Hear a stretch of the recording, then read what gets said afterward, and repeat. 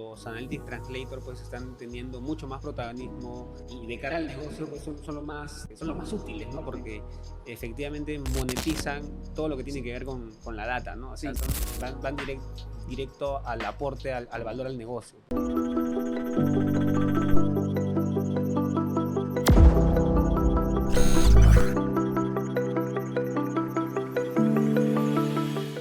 Hola, ¿qué tal? Muy buenos días. Este es otro capítulo más de Podcast DMC, el podcast que habla sobre temas de data, analítica, inteligencia artificial y muchos más temas de tecnología.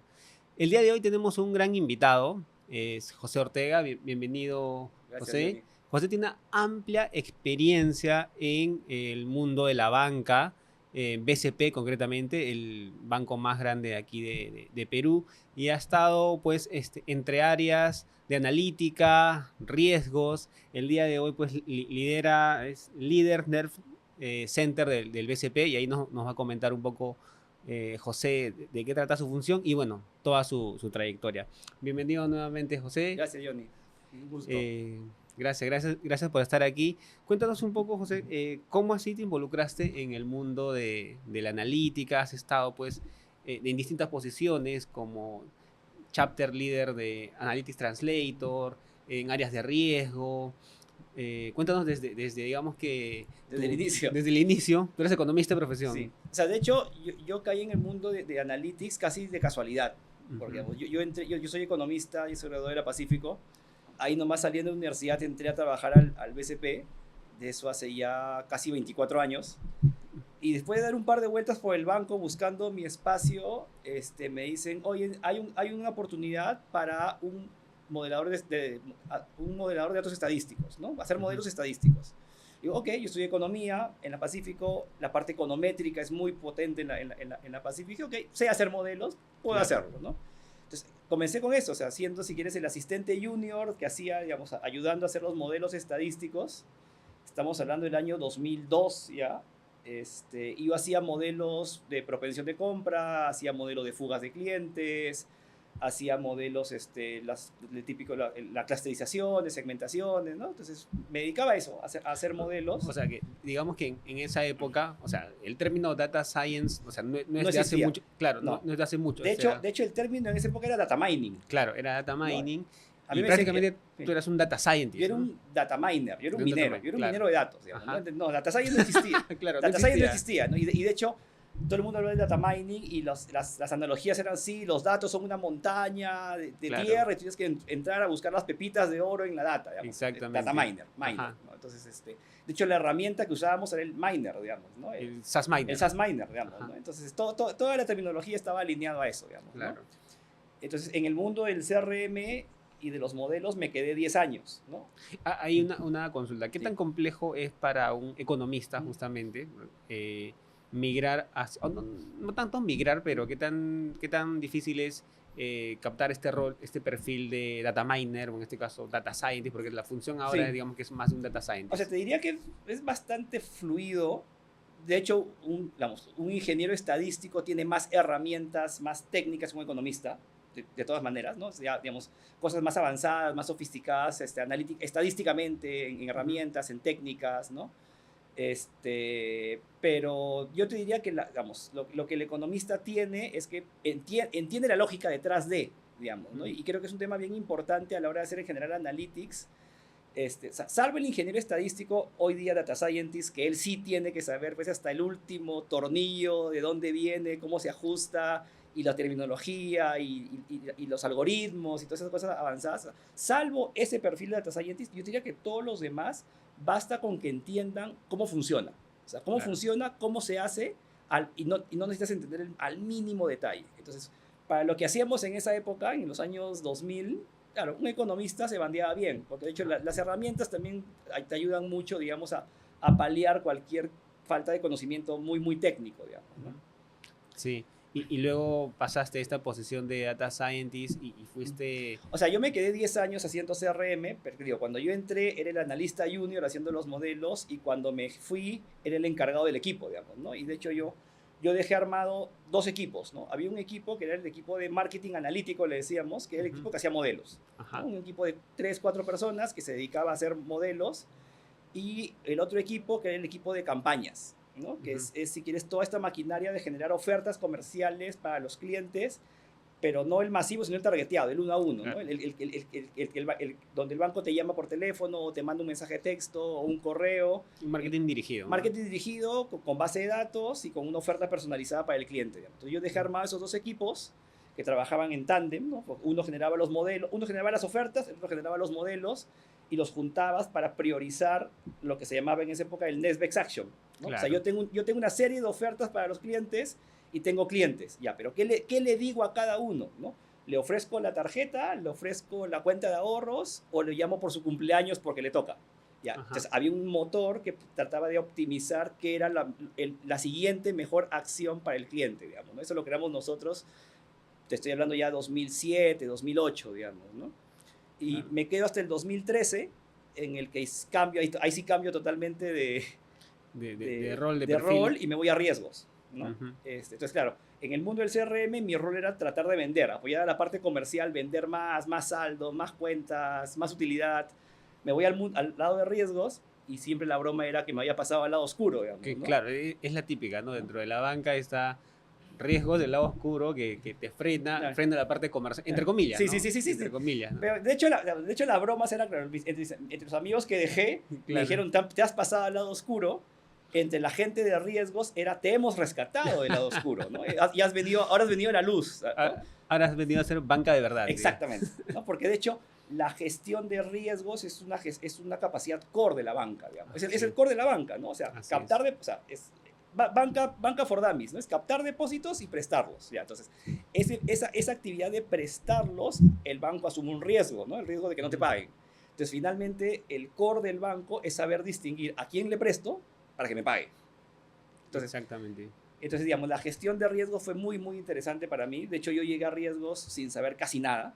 ¿Y qué te llamó la atención para justamente emigrar, ¿no? Porque la parte comercial, efectivamente... Es el típico, lo típico que dice que estaba demasiado cómodo, ¿no? Estaba demasiado cómodo y necesitaba algo que me rete, digamos, ¿no? Entonces, después de o sea, hablé con algunas personas, algunos gerentes muy amigos míos del banco, muy buenas, o sea, líderes, ¿no? Estos son líderes y no solamente jefes. Y varios me dijeron, después de ver lo que tú sabes hacer, tienes que irte a riesgos. Varios me dijeron, tienes que ir a riesgos. Eso es importante, ¿no? Consultar con líderes, con personas que de repente ven desde otra perspectiva el crecimiento profesional. Tal cual. Y o sea, el consejo te puede ayudar bastante, ¿no? Sí, entonces, de todas maneras. Sí. Ahí... Y es algo que si quieres ahora que han pasado los años y yo soy el viejo, trato de hacerlo con los chicos que tengo a cargo, digamos, ¿no? O sea, tratar de ayudarlos y llevarlos a feed. Y siempre les pregunto, cuando hablamos en los feedbacks, en las cosas, ¿qué quieres? ¿No? O sea, la típica pregunta también, ¿qué te ves haciendo en 5 años? Es, ¿qué te gustaría hacer en 5 años? ¿Te ves haciendo analytics? ¿Te ves en el negocio? ¿Te ves vendiendo? ¿Dónde te ves, digamos, ¿no? Y ayudar un poquito a guiarlos por dónde ir, digamos, ¿no? Como dicen, más sabe el diablo por viejo que por diablo, ¿no? De todas maneras toca ese rol. Y pensando justamente ahora, ¿qué le preguntarías a alguien que quiere o qué identificarías a alguien que quiere pasarse a riesgos? ¿Cómo identificas a alguien que puede tener éxito en el área de riesgos, ¿no? O sea, te diría, o sea, riesgos tiene yo siempre le decía a la gente de riesgos, si bien es cierto, es intensivo en data, hay mucho de jugar al detective con la data. O sea, tratar de entender con la data qué ha pasado, por qué ha pasado, qué va a pasar. Entonces, es hacerle a la data las preguntas correctas, digamos, ¿no? Y si quieres, me estoy adelantando un poco, pero en general uno de los grandes retos del Analytics es tener claro que el Analytics es una herramienta para, ¿no? Claro. O sea, es hacerle las preguntas correctas a la data, hacerle las preguntas correctas a la herramienta, porque vienes con un problema de negocio o una oportunidad de negocio. Finalmente es negocio, ¿no? Entonces, a esta oportunidad de negocio, este problema de negocio, gestión de riesgos, gestión comercial, lo que sea, te apalancas en data, te apalancas en analytics para hacerlo mejor, digamos, ¿no? Sí. ¿Y hay un conocimiento específico, un perfil específico para que alguien pueda desarrollarse en las áreas de riesgos? De hecho, cuando yo entrevisto a las personas, hay una capacidad que a mí me la enseñaron como pensamiento analítico, ¿ya? que es en realidad la capacidad de resolver problemas, identificar problemas y resolver problemas. Entonces, identificar un problema, y a veces es medio trivial, ¿ya? Pero simplemente en hacerte la pregunta, ¿cuál es el problema? Así Ya tienes la mitad del problema resuelto. Y si Así sabes, es. si tienes la respuesta de cuál es el problema. Porque ya a partir de ahí es abrirlo en partes y empezar a aplicar soluciones a cada una de las partes del problema. Entonces, ese mindset de pensamiento analítico es, digamos, es difícil de aprender, es bien intuitivo, ¿no? Es como cuando la gente dice, yo tengo oído para la música y Claro. otros yo soy negado para la música, por ejemplo. Ya, es un talento casi innato, digamos, ¿no? Y que, bueno, en algunos casos tienes que entrenarlo, Tal ¿no? cual, Tal igual, cual. igual que la música, tú puedes ser Claro. muy talentoso y si a ese talento encima le pones práctica y empeño, claro, te vuelves un avión, ya. En Analytics es lo mismo, si tienes el talento y las ganas y encima le pones empeño, capacitación y todo eso, sí, claro, la combinación es muy potente. Claro, entonces es súper importante las áreas de riesgo, más aún, sobre todo, el pensamiento Sí, analítico en todo caso, ¿no? sí. Y nada, nos sigas contando un poco Bueno, sobre me fui a la experiencia. riesgos, estuve en riesgos como 5 años, aprendí mucho, aprendí muchísimo. Fue una de las cosas que más recuerdo de mis primeras épocas de riesgos fue cuánto aprendí, Ajá. ¿no? O sea, porque entraba a las reuniones perdido en el espacio, Es un ¿no? mundo distinto. Es un mundo distinto. Y apasionante. Y a los 5 años salgo del equipo de riesgos y paso a Analytics, digamos, a lo que se llama el COE de Advanced Analytics del BCP, que es, digamos, es un hub, es como una consultoría interna de Analytics que le da servicio, bueno, principalmente al BCP, pero ya todo Credit Corp, ¿no? Porque también hay alcance con Pacífico, con mi banco, con Prima, con las demás empresas del grupo. Pero digamos, dentro del COE de Advanced Analytics, yo estoy a cargo, si quieres, el COE de Advanced Analytics tiene dos grandes ramas. La rama de los Data Scientists, ¿no? Que digo, es la gente más capacitada en los términos más técnicos y más duros, si quieres, del Analytics, y los Analytics Translators. Entonces, yo he sido durante 5 años el líder de los Analytics Translators, digamos, del BCP, ¿no? Que hoy es un equipo de más o menos 50 personas, que se dedica, digamos, ahorita vamos a contar un poquito, digamos, de qué se trata el tema del Analytics Translator, digamos, ¿no? Pero si quieres, es un equipo, la típica, el equipo interdisciplinario, que Ajá. va por el banco captando oportunidades de qué negocios, qué problemas podemos hacer mejor o resolver con Analytics, con data y con ese tipo de herramientas, ¿no?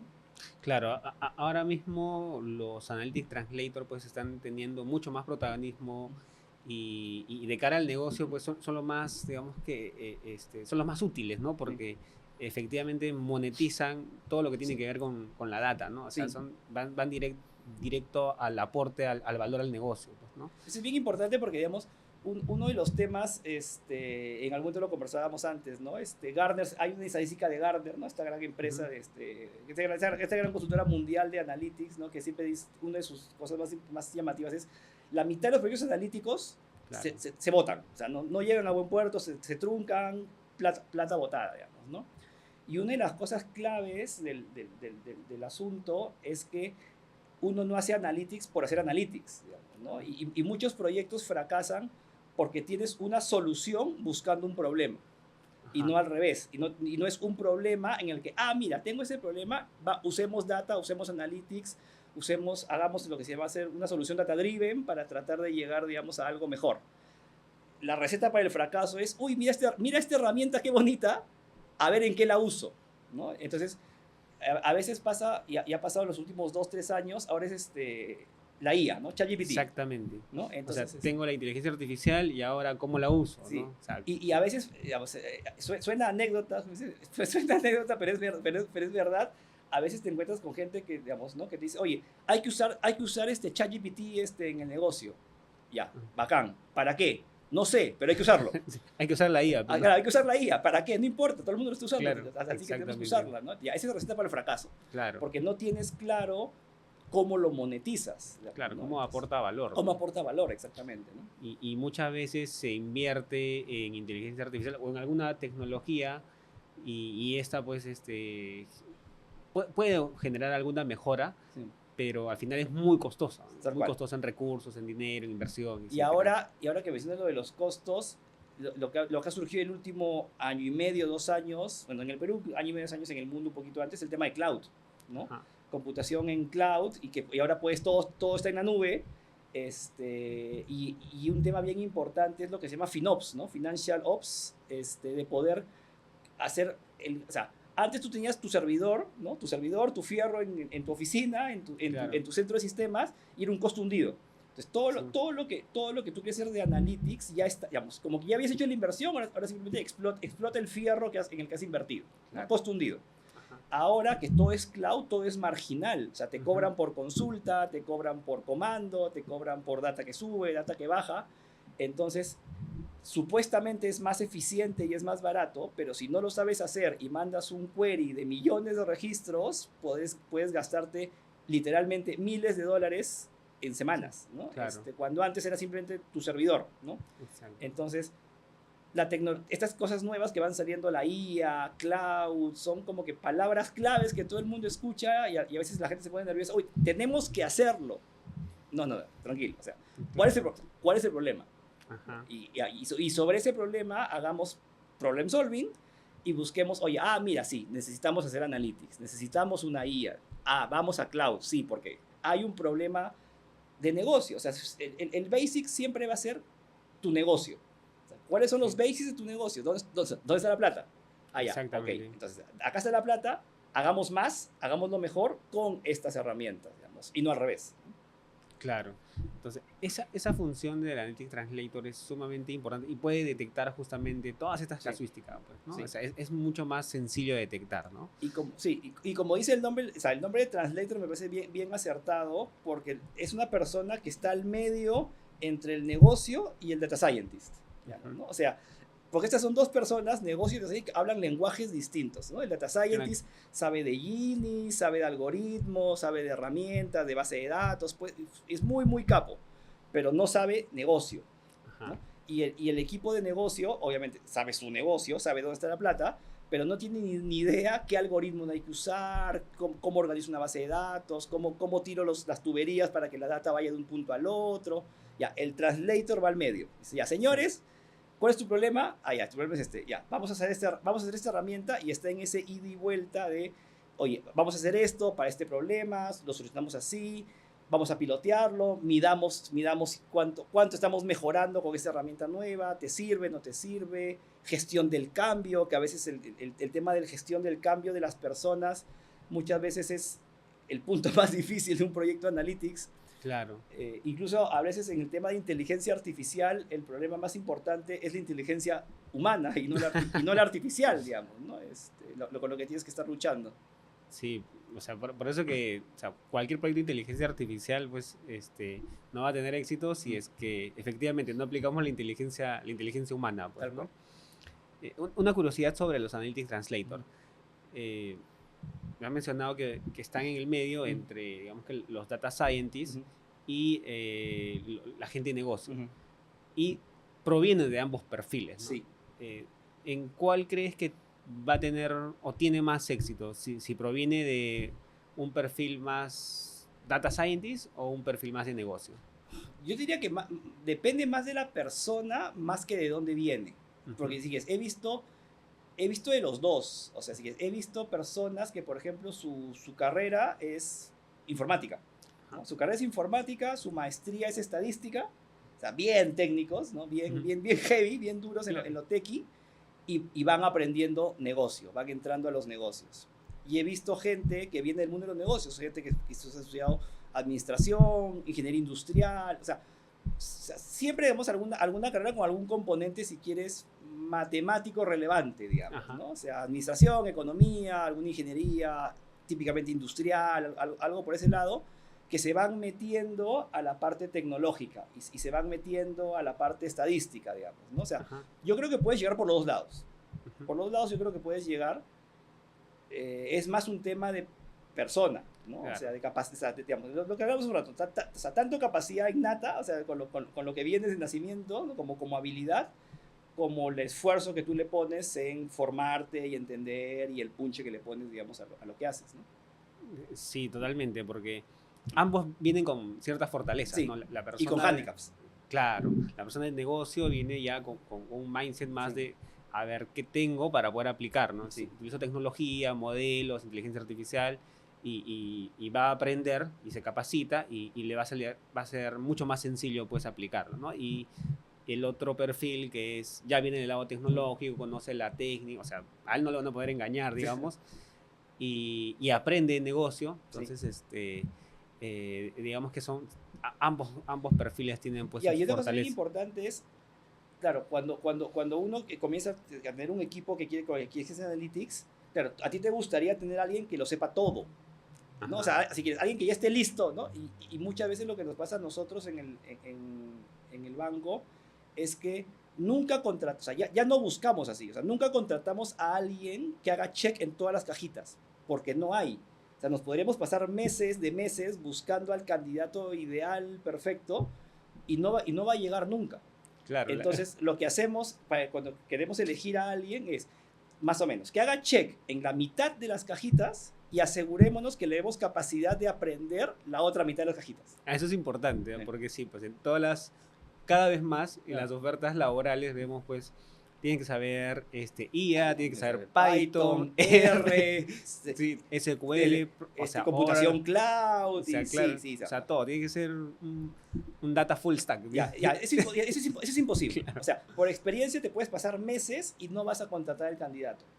Para nosotros la mejor estrategia es alguien que sepa, que cubra la mitad, pero nos asegura, pero le metemos mucho punch en el proceso de selección a la capacidad de aprender. O sea, le vemos potencial para que aprenda la otra parte, ¿no? Exactamente, sí, la capacidad, eso es lo que tú comentas, ¿no? Pero que no se pone explícitamente, pero la capacidad de aprender es sumamente relevante. Es sumamente relevante.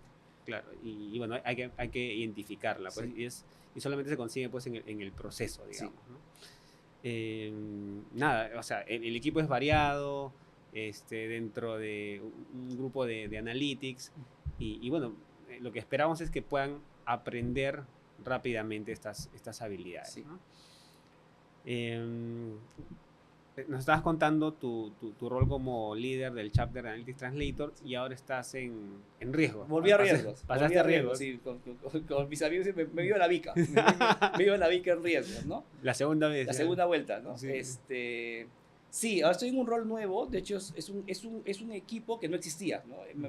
A mí me llamaron para construirlo de cero, digamos, ¿no? De hecho, estoy en este rol desde enero, o sea, hace 3 meses en realidad. El equipo hace 3 meses era yo. Yo y nadie más, yo y mi soledad era el equipo, y ahora lo estamos construyendo.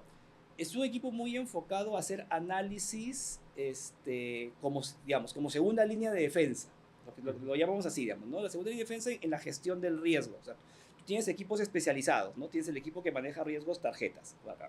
Tienes el equipo que maneja riesgos de pyme, acá. Tienes otro equipo más allá que ve pricing, ve los precios. Tienes otro equipo que ve la estrategia de leads, de CRM. Digamos. Y todos interactúan entre ellos y cada uno monitorea su pedazo de territorio en el que es especialista y está bien. Necesitas que cada uno monitoree su negocio, es parte de... Pero necesitas a alguien, y esa es digamos, la oportunidad que identificamos en el banco, alguien que lo vea todo, ¿no? O sea, alguien que pueda dar un paso atrás y pueda integrar todos estos pequeños monitoreos le hemos llamado Nerve Center, bueno, nombre de consultor, claro, ¿no? En un Nerve Center que pueda, digamos, ser el centro nervioso que linkea los pedazos y lo controla todo, tanto con una visión de, oye, necesito darme cuenta muy rápido si hay algún problema en algún lado y cómo eso se afecta a otros pedazos, y con una visión y creo que es la parte más difícil, de prospección, o sea, no solamente quiero saber que hoy estoy bien, quiero saber a dónde voy a estar como negocio en 3 meses, 6 meses, 9 meses, un año. Y poder proyectar con suficiente robustez, oye, no solamente estoy bien ahora, voy a estar, digamos, todo apunta, o sea, en este país a veces es medio complicado, pero todo apunta a que en 6 meses va a seguir bien. O, oye, hoy estamos bien, pero hay debilidades que se van a manifestar dentro de 6 meses. Me voy a inventar, digamos, ¿no? O sea, todo va bien ahorita, pero lo último que estás vendiendo tiene un perfil de demasiado riesgo. O sea, ahorita no lo ves porque lo acabas de vender, digamos, ¿no? Claro, en riesgos, en banca, los riesgos se manifiestan a partir del mes 3, del mes 4, cuando los clientes tienen que empezar a pagar, a devolver, a pagar. Entonces, muchas veces lo que se llama, tiene que madurar. Pero hay indicadores, hay los early warnings, digamos, ¿no? Que si los sabes manejar, te puedes dar cuenta, oye, no necesito esperar 6 meses para darme cuenta que hoy tengo un problema. Entonces, con data, con analytics, con modelos, estamos construyendo, si quieres, toda una estrategia de cómo me doy cuenta hoy de que mañana se está complicando. Si quieres, es como una empresa grande es como un portaaviones. Se demora en dar la vuelta. Entonces necesitas dar la vuelta con tiempo. Entonces tú no quieres ser el Titanic que se choque con el iceberg. Tú quieres ver el iceberg de lejos y girar antes. Ya. Ese es el core de la parte de forecasting del Nerve Center. Quiero ver el iceberg de lejos para dar la vuelta con tiempo. Claro, tiene que estar parado ahí Tal cual.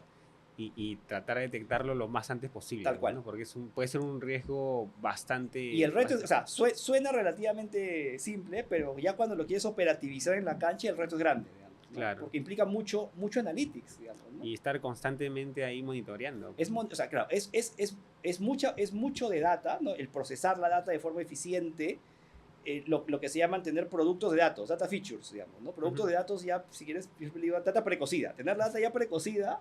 Y por otro lado, la parte analítica de, oye, ¿cómo exploto esta data para poder construir herramientas prospectivas, potentes y robustas, ¿no? Justamente hablando sobre la data, ¿no? O sea, al parecer, bueno, la data del banco, digamos que podría ser bastante...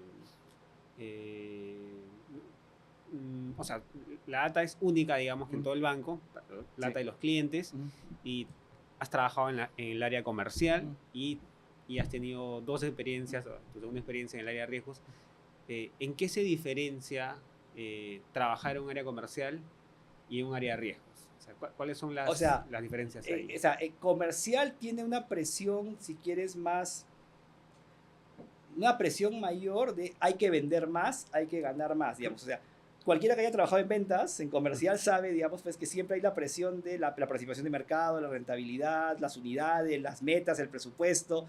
Estás llegando, no estás llegando, estás vendiendo, no estás vendiendo, no estás vendiendo. ¿Qué vas a hacer para el cierre de meses? ¿Qué vas a hacer para llegar a la meta? Entonces, es una presión comercial.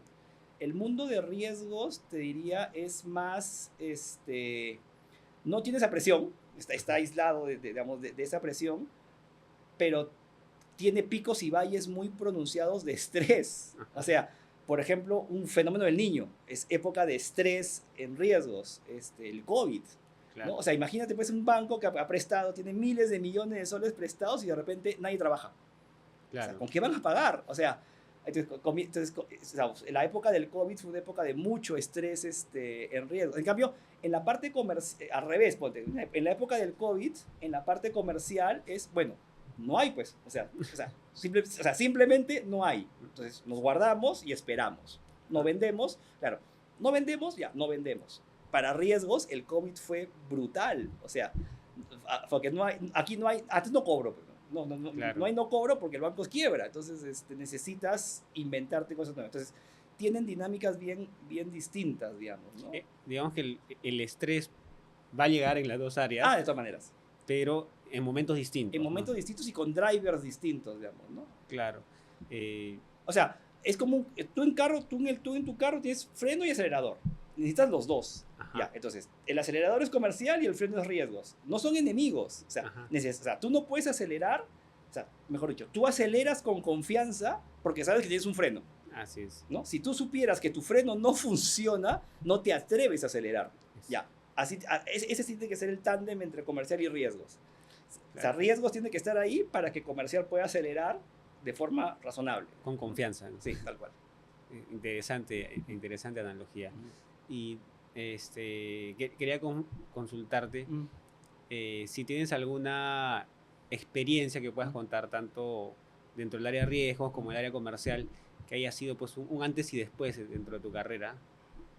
O sea, de hecho, el asumir en la parte de analytics el liderazgo del equipo de translators, digamos, ¿no? O sea, creo que es una de las grandes satisfacciones que me ha dado el analytics. A ver, el BCP es obviamente el banco, o sea, es el banco más, no solamente es el banco más grande, sino que es una de las empresas más grandes, digamos, del país. Y no es un secreto para nadie que obviamente, por ser una de las empresas más grandes, es una de las empresas que tiene más data.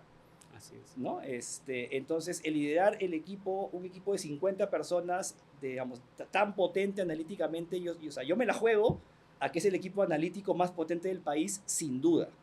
¿Ya? Y para mí es un orgullo poder decir que yo he liderado ese equipo y lo he hecho crecer, digamos, ¿no? Lo he hecho crecer y soy responsable del éxito que tiene, digamos, junto con todos los integrantes del equipo, digamos, ¿no? Y además, yo llevo algunas capacitaciones, unos diplomados también afuera, y intercambiando opiniones y anécdotas y experiencias con, ¿no? con personas, digamos, de otros países, Estados Unidos, Europa. Cuando les cuento las cosas que hacemos en Perú, me dicen, oye, Perú está bien avanzado, ¿no? O sea, obviamente para muchos de ellos, Sudamérica es el lejano Claro, oeste, digamos, ¿no? claro. Entonces, a veces cuando les cuento las cosas que hemos hecho en Analytics, me dicen, oye, bien, ¿ah? O sea, Sí, y en verdad, es las cosas que hemos hecho como proyectos analíticos o lo que estamos haciendo ahora con inteligencia artificial y en términos, digamos, más avanzados, estamos a la par con los mejores bancos y las mejores empresas del mundo, sin duda. sí, definitivamente BCP, digamos que está, que utiliza tecnología world class, Sí. ¿no? Y la gente también Entonces, está muy volviendo a alineada tu a eso. pregunta, para mí es un hito y muy importante el haber pasado por ese equipo, el haber liderado ese equipo. Creo que es una de las cosas que cuando algún día me jubile, bueno, yo ya estoy pensando en en la jubilación en 10 o 12 o 15 años, me voy a llevar eso, ¿no? Yo lideré uno de los equipos analíticos, claramente el más potente del Perú y uno de los más potentes en la región, sin duda, ¿no? Buenazo. Justo tenía dos preguntas con respecto a lo que acabas de comentar. Mm. ¿Cuáles crees que han sido pues, tus drivers para poder liderar un equipo grande de personas súper talentosas ligadas a la data? ¿Qué crees que te ha funcionado a ti? Y lo segundo es, mencionaste pues, que hay una capacitación constante. ¿Cómo aprendes y cómo te capacitas con las nuevas tecnologías y lo que se está viniendo, ¿no? O sea, creo que como líder de un equipo analítico y de gente analítica, creo que es bien importante dejar que tu equipo te rete y que te haga cambiar de opinión. O sea, a mí me gustan mucho los translators o los analistas que me hacen cambiar de opinión.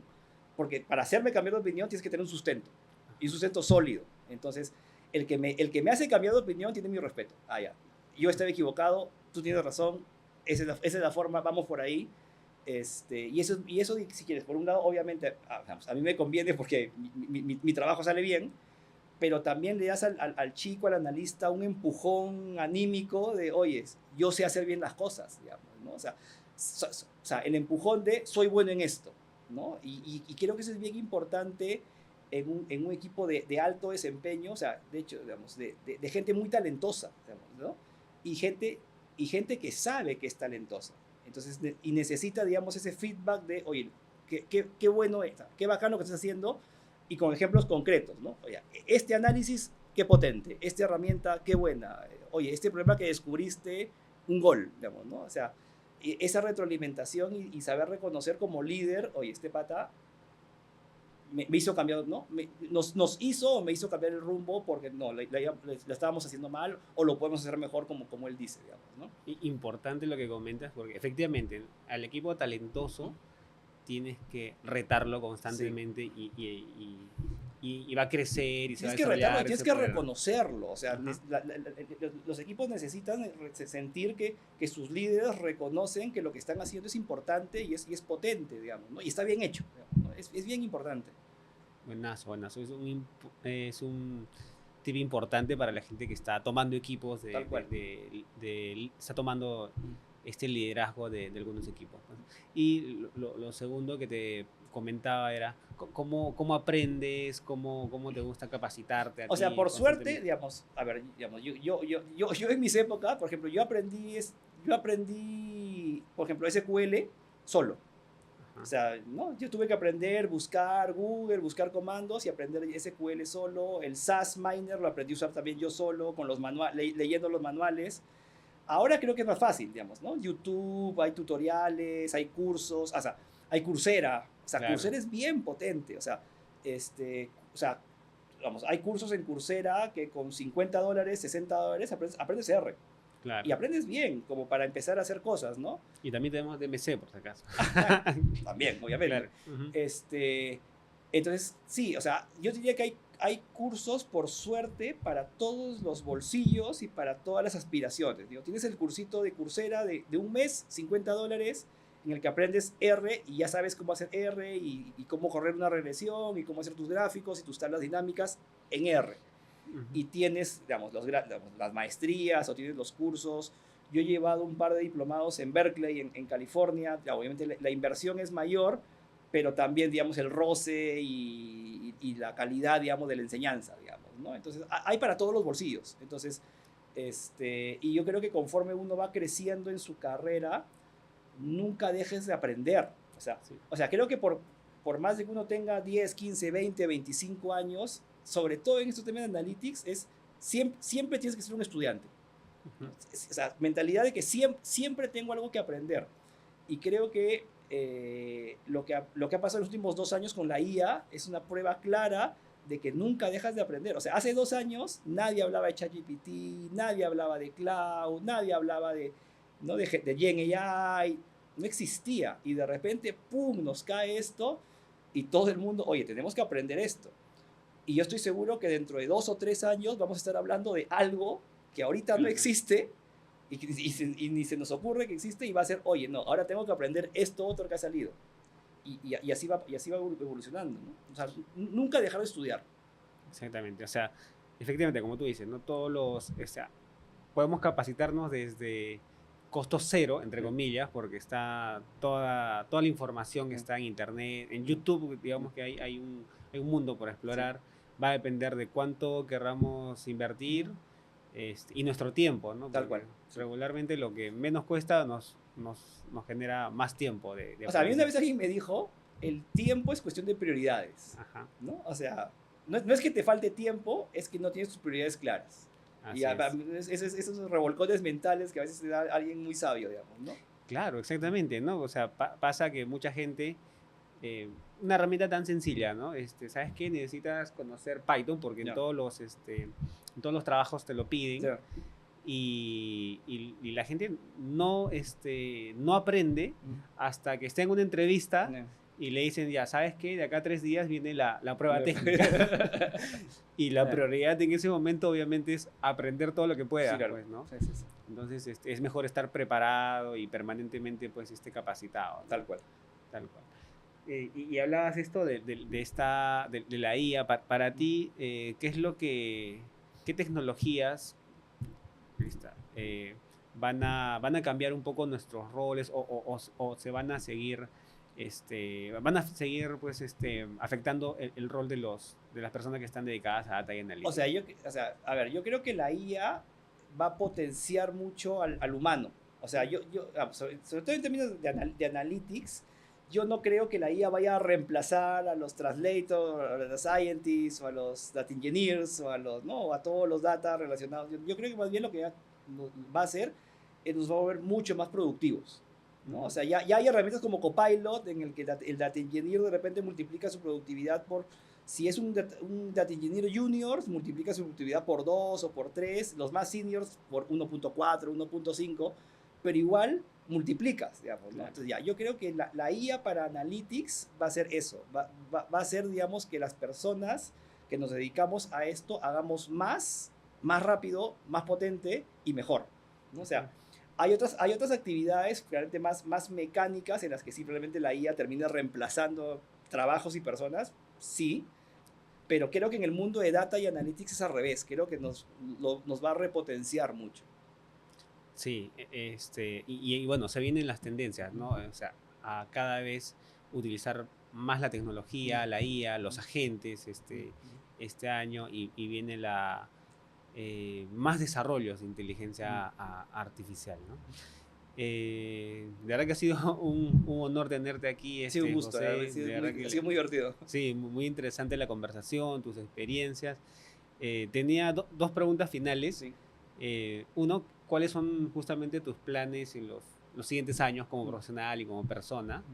Esa, y la segunda, pues, si le puedes dar una recomendación a aquellos que están ingresando al mundo de los datos o están queriendo cambiar de perfil, porque pasa mucho que hay economistas, ingenieros de sistemas que están, pues, que están empezando a trabajar con datos, pero no se sienten muy seguros de ingresar, pues, ¿no? O sea, tengo un encargo nuevo, ¿no? Tengo 3 meses en mi encargo nuevo y la verdad, viendo todo lo que hay que hacer, voy a estar entretenido, yo creo que 2, 3 años tranquilamente construyendo cosas, digamos, ¿no? Y de ahí probablemente explotándolas, digamos, ¿no? Entonces creo que tengo para quedarme en riesgos un buen rato. Para divertirse. Para divertirme ahí construyendo cosas y creando cosas, soluciones. Y de ahí, no lo sé, o sea, ya digamos, yo tengo ya 40, de hecho mi cumpleaños es pasado mañana, cumplo 46 años y este año cumplo 24 años de banco, entonces en realidad ya llegué a una edad en la que la jubilación está a 10 o 15 años, digamos, ¿no? Entonces ya comienzo a pensar en ese tipo de cosas, digamos, ¿no? Pero ahorita estoy muy entretenido, la verdad, estoy muy entretenido con el encargo nuevo, Claro. así que por ese lado tranquilo. Y la otra pregunta del consejo, de hecho nosotros en el banco hemos hecho un programa de reskilling, digamos, ¿no? Que ha sido creo que es muy exitoso. Lo que hemos hecho, hemos barrido, el banco es enorme, obviamente, hemos barrido evaluando a cerca de 500 o 600 personas que querían hacer un cambio de carrera, ¿no? Un reskilling, digamos, ¿no? Y de estas 500 personas hemos elegido como a 10 o 12. O sea, mira el tamaño del filtro, digamos, ¿no? Hemos elegido a 10 o 12 y le estamos enseñando a hacer analytics prácticamente de cero, ¿no? Gente que tenía en el banco otros roles, o sea, gente que estaba, por ejemplo, en una agencia atendiendo al público, por ejemplo. ¿Ya? Oye, pero le vimos el potencial, no sabe absolutamente nada. En su vida ha programado R, Python, SQL, no sabe nada. Ya, invirtamos. Entonces tenemos un grupito de trainees que los estamos capacitando, como te digo, de cero, para convertirlos en translators, digamos, ¿no? Hay una pregunta, ¿cómo identificaste ese perfil? Me imagino que ha sido un poquito difícil porque no tenían, digamos, que ese conocimiento técnico. Ha sido más habilidades personales y capacidad de aprender, o sea, capacidad de aprender, o sea, y tratar de ver lo que les llama el pensamiento analítico, ¿no? O sea, tú sabes cómo resolver un problema al margen de que sea un problema de datos o un problema de atención al cliente. O sea, claro, tienes la capacidad de resolver problemas, ¿no? Eso es lo más importante. Eso es lo más importante. Entonces, la apuesta, y que hasta ahora, digo, nos está funcionando muy bien, es, yo creo que esta persona tiene la capacidad, me voy a dar el trabajo de formarla desde cero, ¿no? O sea, gente que normalmente no hubiera contratado porque no tiene los conocimientos, ya invirtamos desde cero. Entonces, yo te diría que, si bien es cierto, claro, el filtro ha sido brutal, de 500 han quedado 10 o 12, sí hay, digamos, la posibilidad de lo que se llama un reskilling, digamos, ¿no? O sea, alguien que digamos, que dice, oye, yo estoy en otro mundo, pero esto me llama la atención. Yo diría que comience con lo que hablamos sobre autocapacitándose con lo básico. Oye, lleva un curso, aprende qué es R, qué es Python, qué es un modelo, ¿no? Cómo gestionas datos en una empresa, o sea, lo básico, los basics, digamos, ¿no? Y yo creo que ya con eso te vuelves atractivo y das señales al mercado de que, oye, me interesa, digamos, ¿no? Y las cosas yo creo que se van dando, ¿no? Buenazo. Nada, muchísimas gracias, José, por la entrevista. Gracias a ti, Johnny, por la invitación. Que te vaya súper bien, te va a ir súper bien en este nuevo encargo y bueno, si hay otra oportunidad, te esperamos acá nuevamente. Encantado. Listo, muchísimas gracias a todos. Este ha sido otro capítulo más de Podcast DMC. Nos vemos en el siguiente capítulo.